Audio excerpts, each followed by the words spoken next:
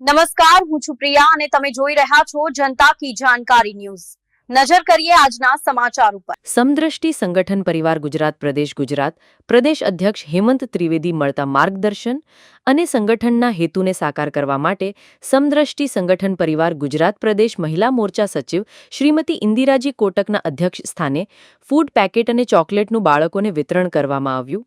સમદ્રષ્ટિ સંગઠન પરિવાર કચ્છ ભુજ દ્વારા રામકૃષ્ણ મઠ સંચાલિત રામદેવનગર કોટકી રોડ પર નિઃશુલ્ક ચાલતા વર્ગમાં ફૂડ પેકેટ અને ચોકલેટનું વિતરણ કરવામાં આવેલ, જેમાં સમદ્રષ્ટિ સંગઠન પરિવાર ગુજરાત પ્રદેશ મહિલા મોરચા સચિવ ઇન્દિરાબેન કોટક, કચ્છ જિલ્લા મહિલા મોરચા અધ્યક્ષ વિપુલા પંડ્યા, કચ્છ જિલ્લા મહિલા મોરચા મહાસચિવ ફાલ્ગુની સોની, ભુજ તાલુકા મહિલા મોરચા અધ્યક્ષ કલ્પા ઉપસ્થિત રહ્યા હતા।